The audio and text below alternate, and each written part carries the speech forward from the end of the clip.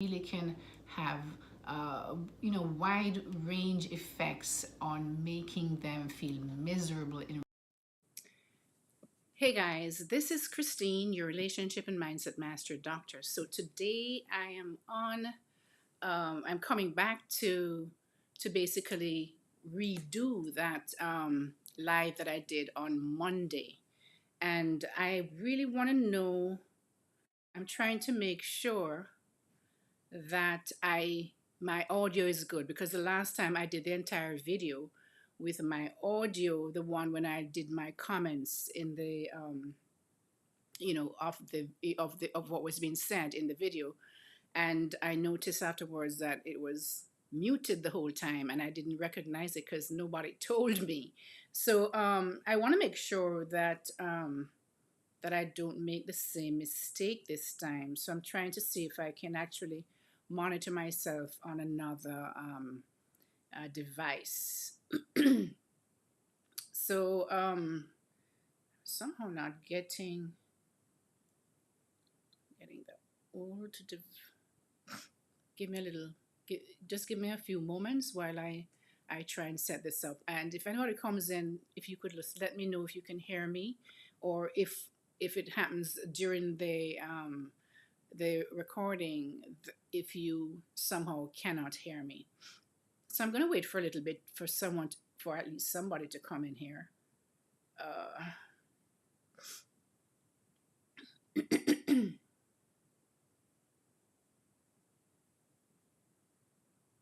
sure why I'm not seeing it.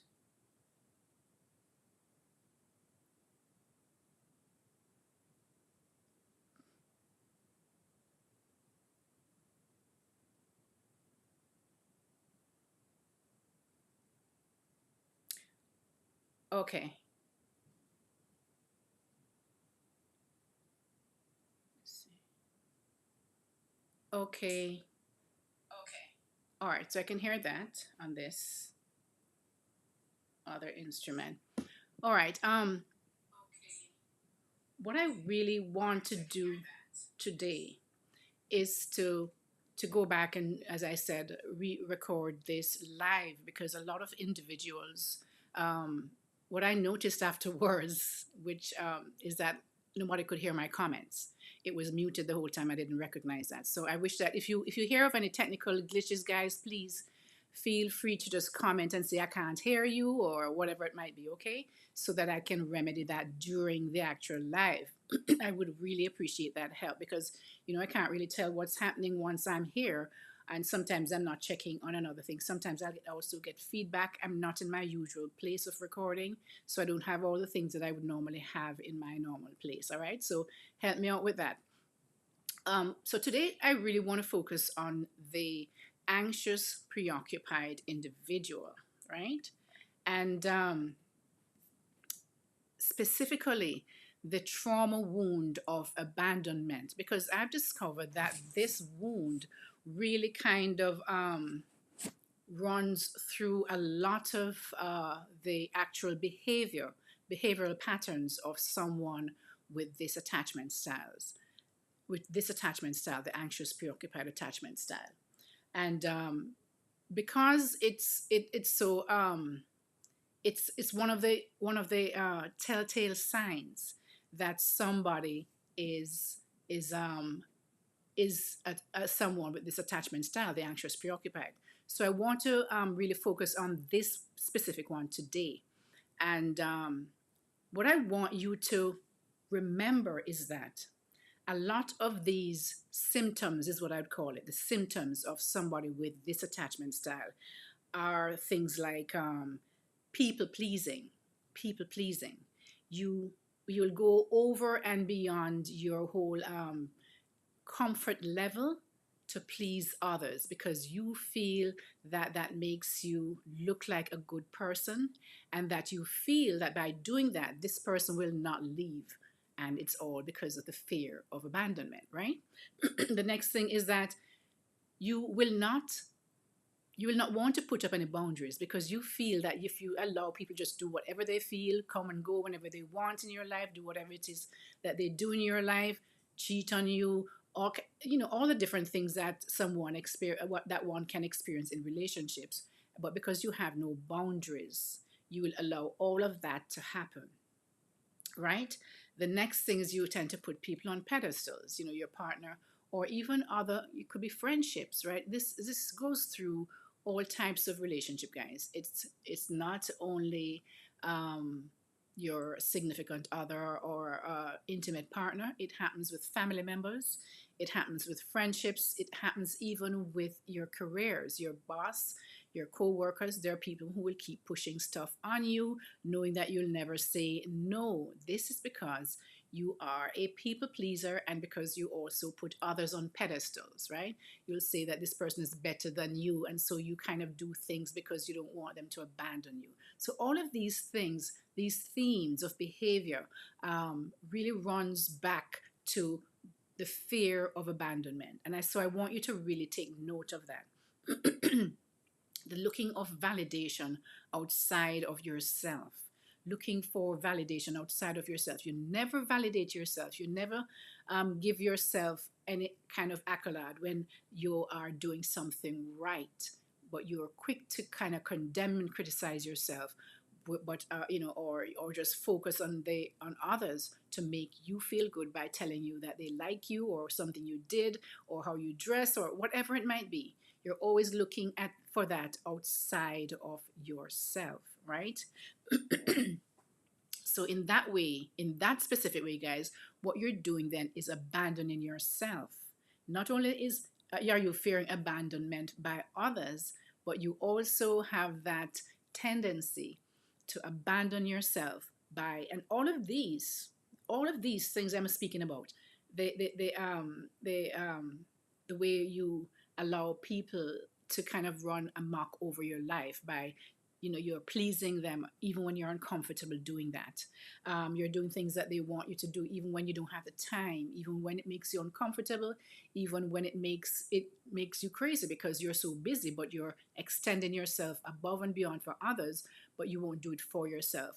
Now, this thing, one of the biggest ways that I work with my client, with someone with this attachment style, is really to help them to create that self love. And we hear about this term a lot, but a lot of times it is usually focused on the physical self love, meaning you go to do your, take care of yourself, your health, and that is important. That's a part of it, but it is not all of it, and it's actually not the most important part of it. They all go together, they all work together. But the best thing that you can do for yourself is really self love. Means that you're not going to allow people or anything to come into your space and make you miserable. That's really what it is. And so by creating boundaries, it's a form of self love. By stop people pleasing, not, doing that. I'm not saying that you shouldn't help people, guys. I'm not saying that. When it gets really toxic and also very difficult for you and really detrimental to your emotional, mental, and physical health, is when you go above and beyond what your capacity is to help others, right? So you are inconveniencing yourself at the cost of to help others, right? And I'm not saying that sometimes there are times, guys, that whatever you're doing for somebody else will be inconvenient, But if that person is not showing you that they actually, you know, they're grateful. Sorry, I'm still lagging with the cold and the cough. I don't know if you know that, but the cough is what really hangs on to you for a long time. So, excuse my coughing and all of that stuff going on, but I want to be here to just kind of help you understand this. So, when you allow people to do all of those things, what you're doing is, and at your expense, and they're not grateful for it. They kind of take it for granted, and they expect you to do it, even when it's inconvenient for you. That is when you are not loving yourself. Oh, okay. Sorry, guys. So, what you need to do is really to take back control of all of this and to love yourself you have to put up boundaries. You have to stop looking outside of yourself to please others at your expense, and also be able to validate yourself instead of looking for validation in others. And because all of these tendency, when you're not able to control all of this, what it ends up looking like is that you end up looking needy and clingy. Because when you feel as if that person is going to leave or they're distancing themselves from you, then you start becoming clingy and needy, and sometimes you don't even recognize that you're doing it until afterwards, and you look at yourself and you're so disappointed in yourself and you say, oh my God, how on earth why did I behave like that? That is just even not me. But it's all of this is coming from a subconscious automatic place where you do it without even thinking and even recognizing it sometimes, until afterwards when some form of sanity kind of comes back, then you're able to say, oh my God, I this is not right, this is not me, this is not who I am. Because in life you might look like a very happy independent person, but when you're connected to people like this who does this to you, you get you that's your trigger. They trigger you to behave in certain ways. All right, so I'm going to start this thing, and this is when I think my mute thing got whacked. So, guys, if you see that you're not hearing me when I change over to the video and all of that, and from back and forth between me commenting and playing the video, please just say can't hear you. That's all I need to hear. Okay. Um, so let me start playing this video so that you can that I can make some comments on some of the things that I said before in this video. Relationships, right? And this is something, I mean, and one of the core wounds is a sense of abandonment.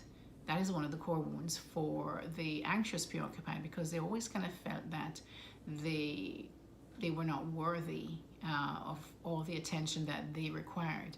The attention from their caregivers may be sporadic. Sometimes they're there, sometimes they're not. It could, and that can happen for many different reasons, guys. So not always necessarily the fault of the caregivers. It could be that one parent is very attentive and the other one is very cold. So when the child interacts with that attentive individual, they feel fulfilled and nurtured. But when they have the cold parent or caregiver, then they feel neglected and almost like unworthy of really kind of the attention that they actually crave. So let me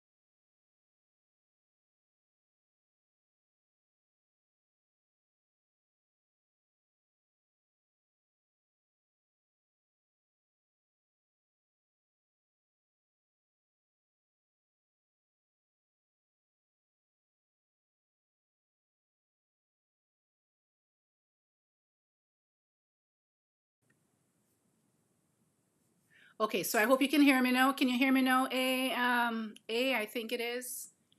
Can you tell me if you can hear me now doing this? So basically, the parents don't, sometimes they just don't know. Okay, so I hope you can hear me now. Can you hear me now? I think it is. So sometimes it's just that the parents, they grew up, not a lot of people know about attachment styles and what the behavior of the caregivers can do, right? Thank you so much. Thank you so much for letting me know that you can hear me now.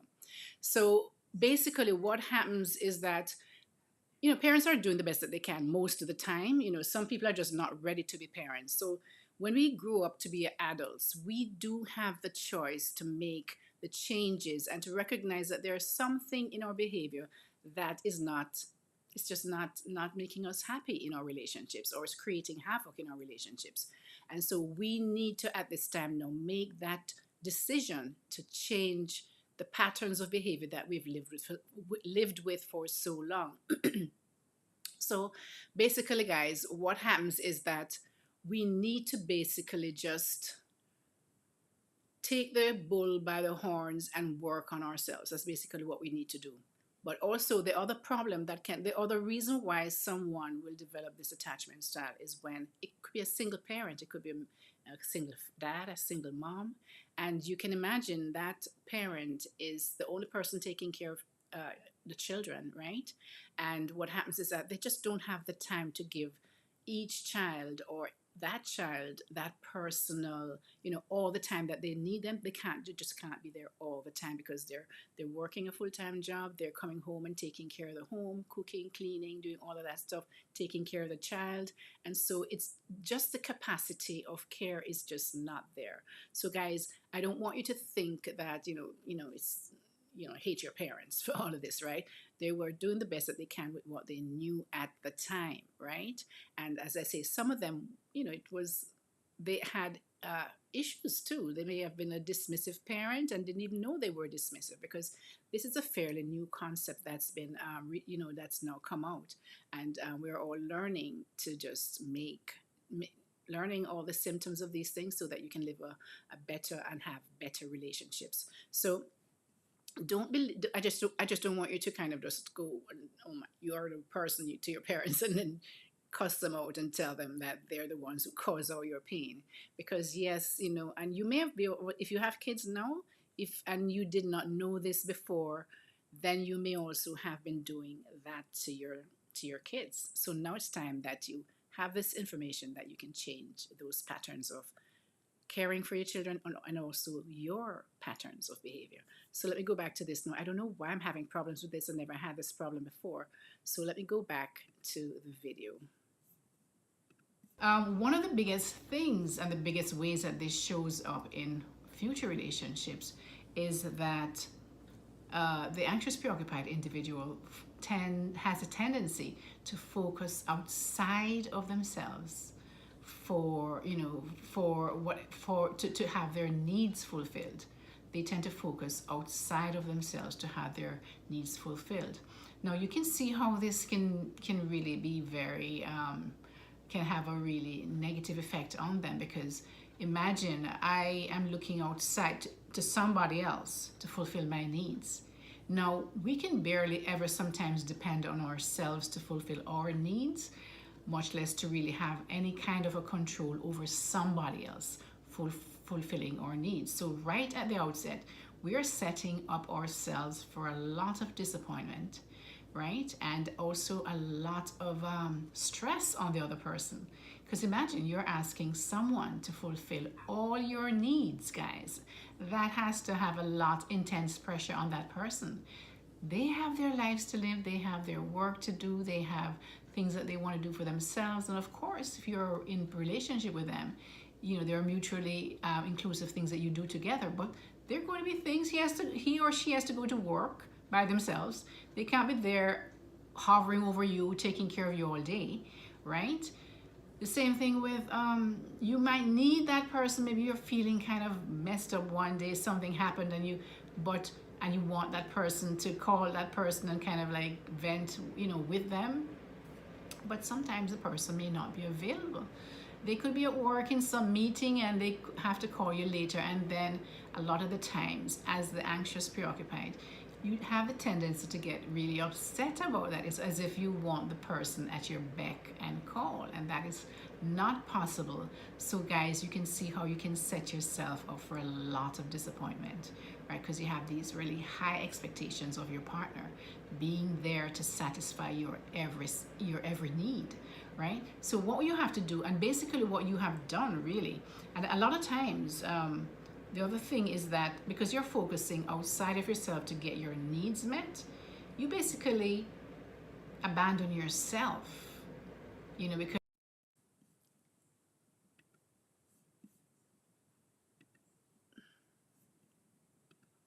you don't even know yourself. After a while in a relationship, what will happen with the anxious preoccupied is because they're so focused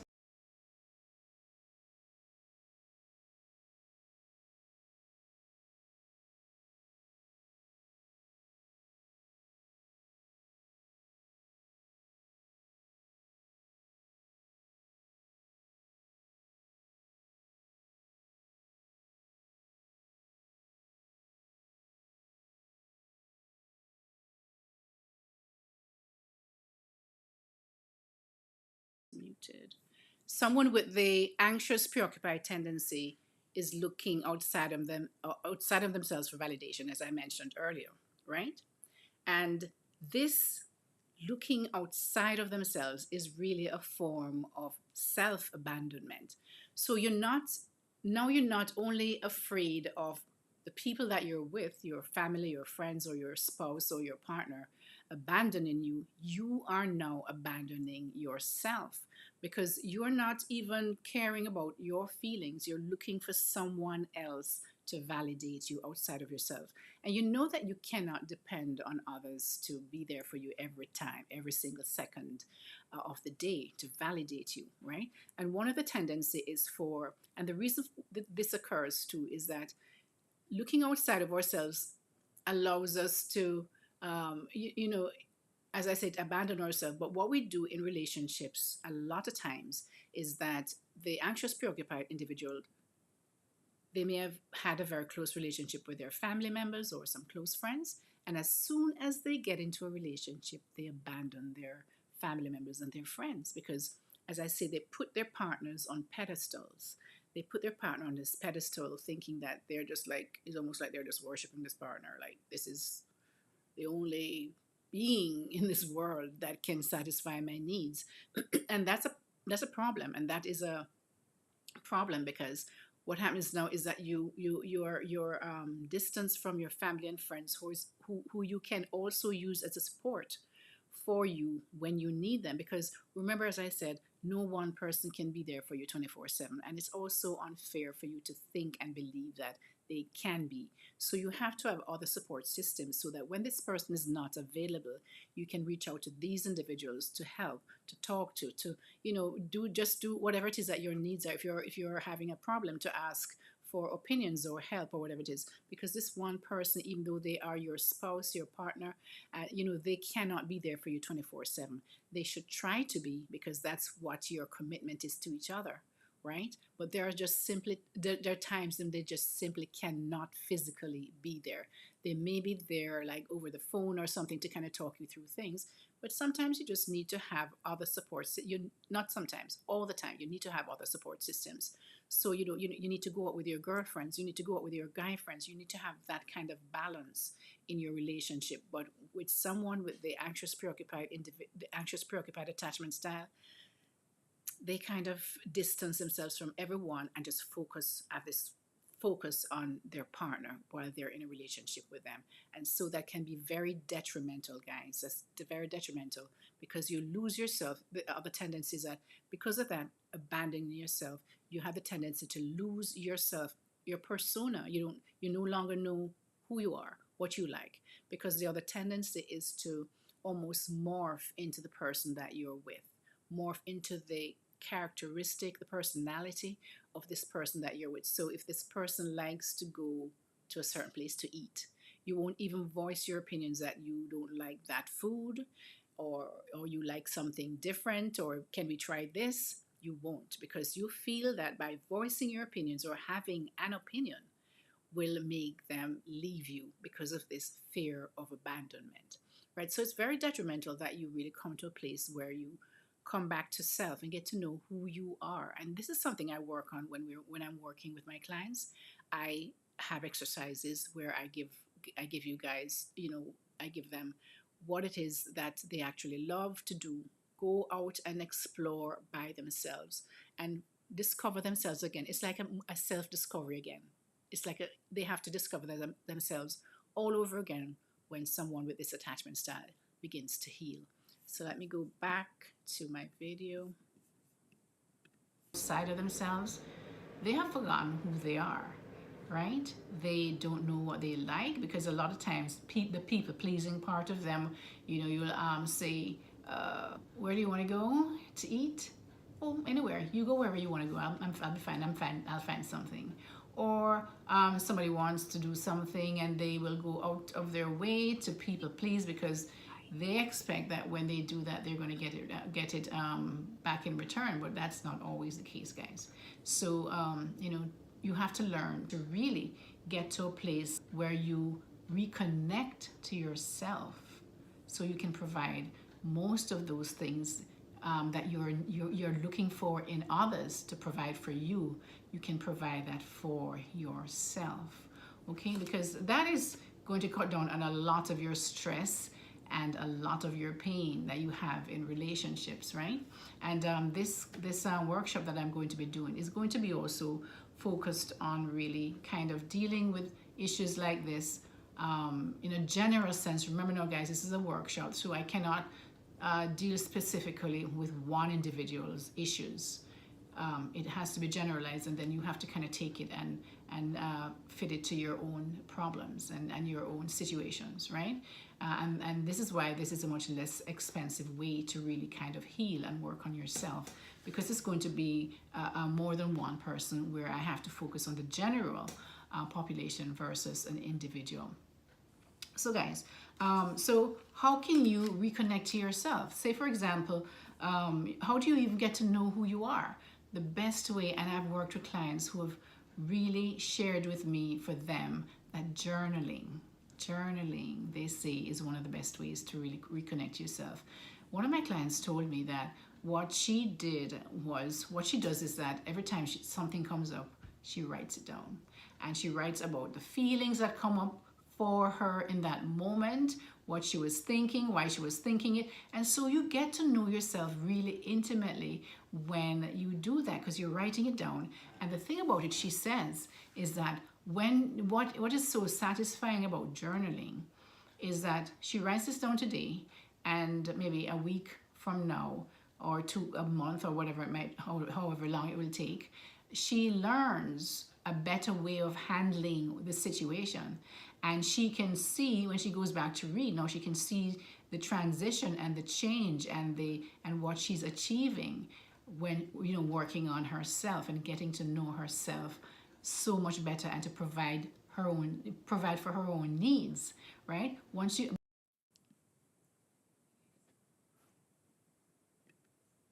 So guys, one of the things that happens when you journal is that you're able to see your growth.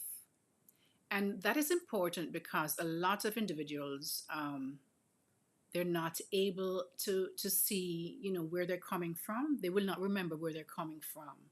So this gives a tangible evidence that of how you're growing. I hope you can hear me. I'm trying to make sure. Okay, so journaling gives a tangible evidence of how far you've come.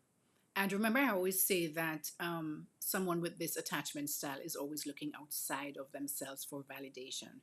This is a way that you can use to validate your growth and to show that you are working on yourself and that you are in fact growing and changing.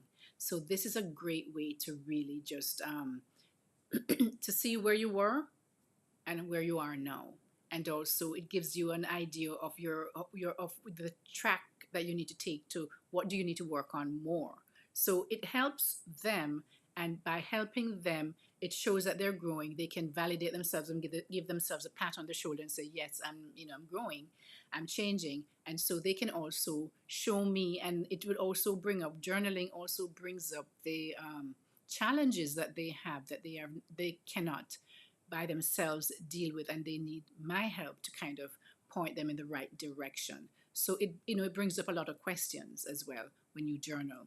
So it's a great way of working on yourself is to journal, because it just it's a tangible when you can make things tangible, guys, is when you can actually uh, grasp that concept in a tangible way that you can actually work on it. When you have things just floating around in your head, when you have things just floating around in your head, you can't do anything with it. And so a lot of times what this causes really is really a feeling of overwhelm, because all of these things need, these are the things that you're challenged with, but because you have not written it down, you cannot do, you forget, you go on to something else, because there's so many things vying for our attention every single day, that if we don't write this down and decide that we are going to work on this, time passes and next thing we know, we're still where we are. So that is why it's so important to journal and to do things in a deliberate way. A lot of people want to change, but they don't want to do the work. And I always say to my clients, guys, and they find out because they come in sometimes. My clients will come in sometimes, and they will come in and they will listen to me and they hear all the things that I'm saying to them, and I give them the exercises. And I think they, at some level, they believe that just understanding what I'm saying and getting that concept in their heads, that they're going to change, but it doesn't work that way.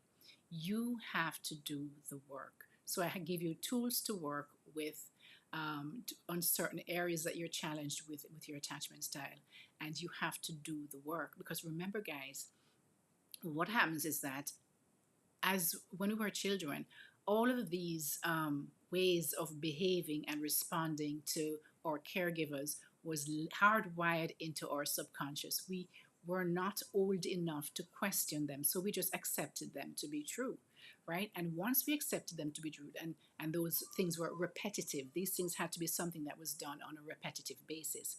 And once those things are hardwired into our subconscious, what we do is that we just, now as adults in our relationships, we just act from a very subconscious way of respond. We have this subconscious way of responding that so many people never recognize. They just know that in a relationship they end up doing the same things over and over again, or they end up meeting the same type of partners over and over again. The same characteristics in a different body, right? And there are reasons for this. It's because certain attachment styles are more attracted to certain attachment styles, right? And so, but they don't know that. And until you come to know these things, guys, when you know that, then you have that capacity to change, because you're the only person who can make that choice. Nobody can make that choice for you, right? And a lot of individuals go into relationships trying to change their partner. You cannot change someone else. You can only change yourself, right? You cannot, let me say that again, you cannot change someone else. So when my some individuals will come to me with a partner, they're anxious and their partner is dismissive, and what they do is they are expecting me to help them to be the person that their partner, to have a good relationship with their partner who's dismissive. And the first thing I say to them is, I cannot change your partner. I cannot change your partner. I can only, if you want to work on yourself so that in your next relationship you can choose better partners, right? But this partner, if this partner is triggering and also to work on yourself right now so that you're no longer triggered by this partner, I can help you with that. But I cannot tell you that I'm going to help you to make this relationship with this partner better, because if they don't change, they will always bring those same triggers back to you, and you'll always respond in those same triggered ways that you responded because of your childhood subconscious ways that you were cared for, right? So because it was hardwired in you guys from childhood, we go into our adult relationships, and this is usually magnified in our intimate relationships. We go into our adult relationships and we behave the same way. Automatic. So we don't even recognize what is triggering us and what is causing us to behave in certain ways. And until you understand what the attachment styles are and what your attachment style is and what their attachment style is, you won't understand why it is that certain behaviors from your partner triggers you and cause you to act in ways that are clingy and needy and just in ways that you would not normally respond in other relationships, because unfortunately intimate relationships can it's just so much more close and so much more emotional. It requires so much more emotional connection that it triggers us in a deeper way. All right, so guys, let me go back to this thingy here, this video.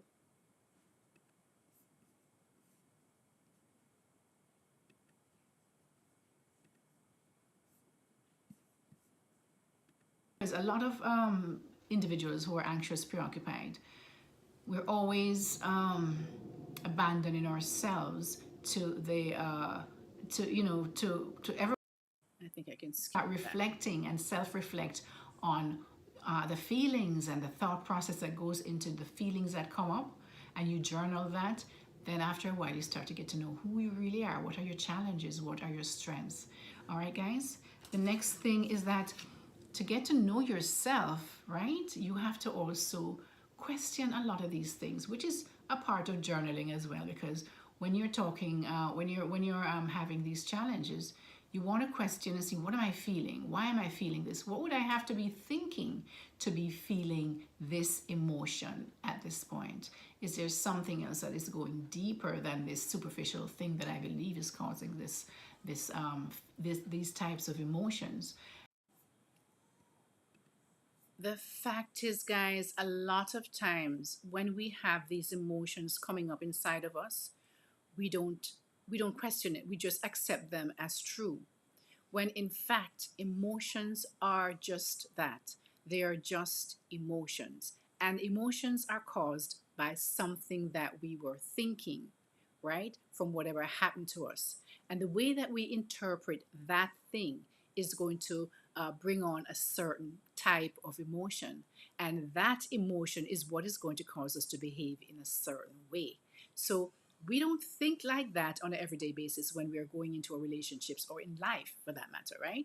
So we don't realize that there are different steps that leads from something that triggers us to how to the behavior that we do, and usually it's an automatic behavior.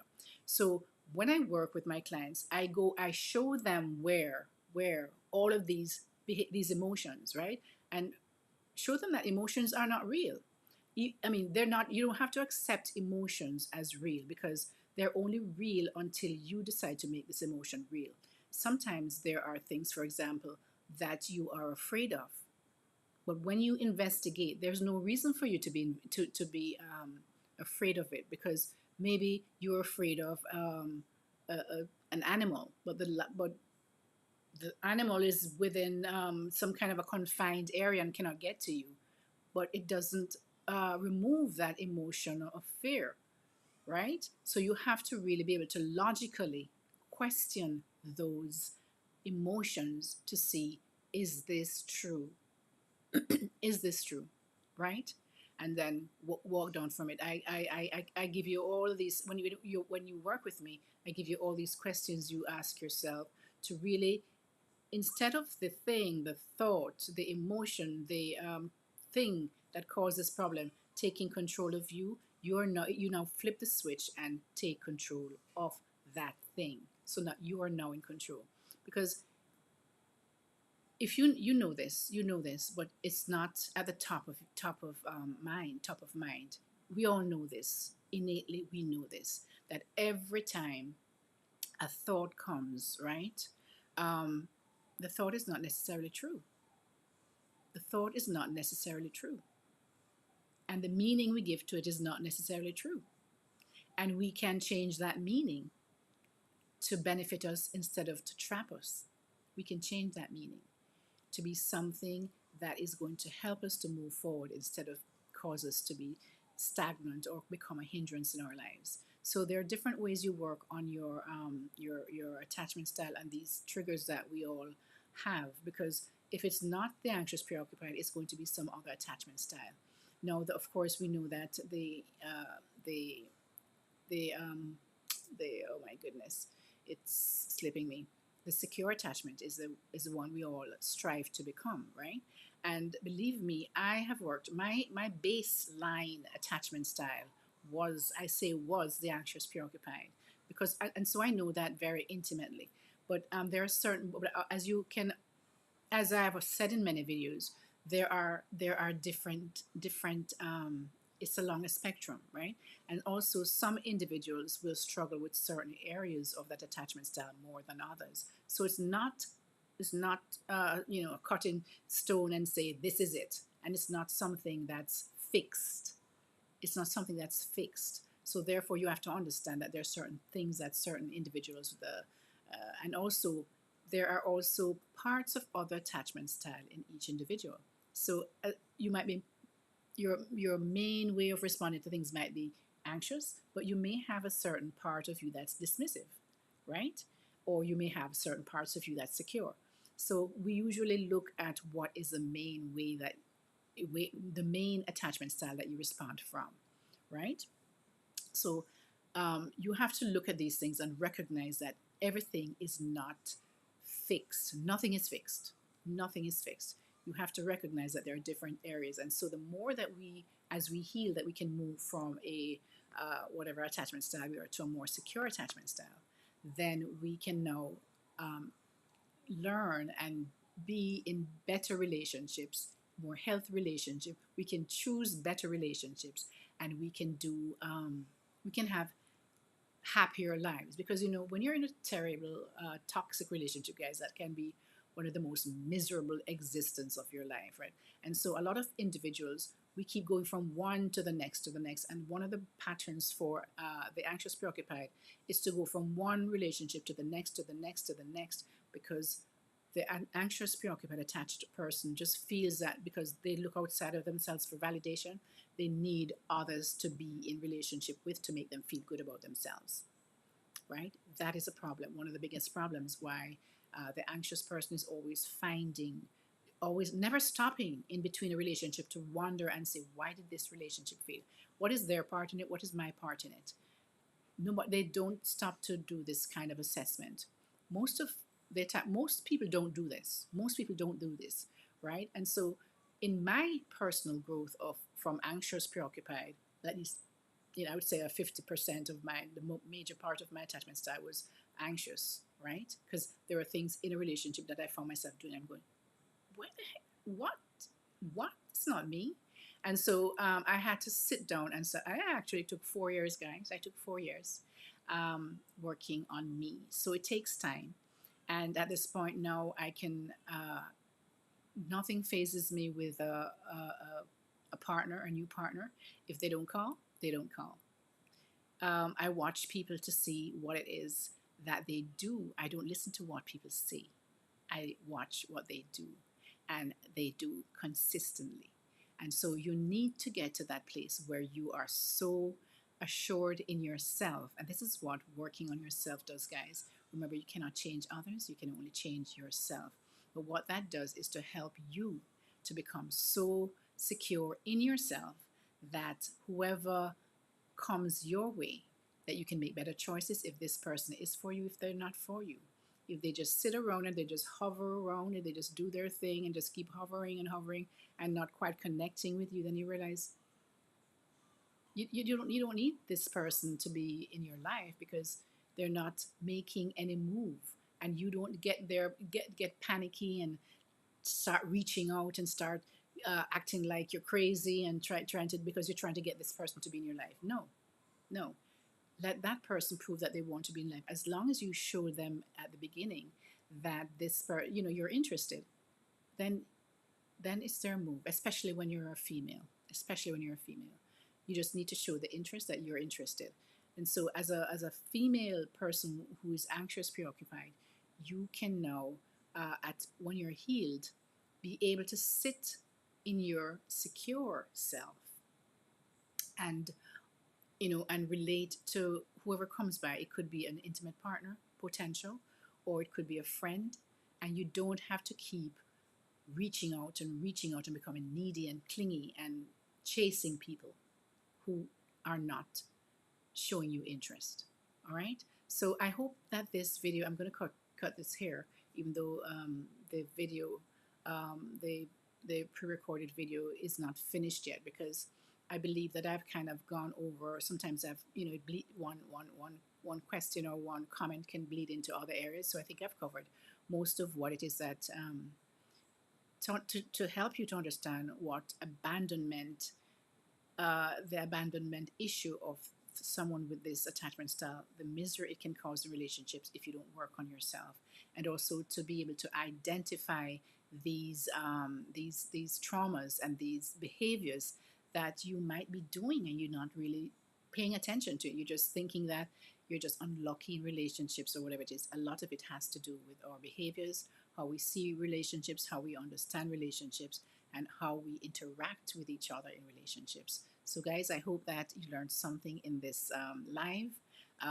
Remember to join me every single Monday. I'm trying my best. Of course, if I cannot make it that Monday, like I couldn't 2 Mondays ago, I was sick. That still kind of having some kind of a voice. My voice is not as clear as it usually is. So, but Mondays at 1 p.m. EST time, that's where I'm at, but I'm not in that location right now. So my time is actually 10 a.m. In PST time. So therefore, from I think in another week or so, therefore everything should go back to normal. And I will see you every single Monday at 1 p.m. EST. Take care, guys, and please don't forget to comment and ask your questions, and I'll try to get to them as soon as possible. Take care and have a great day.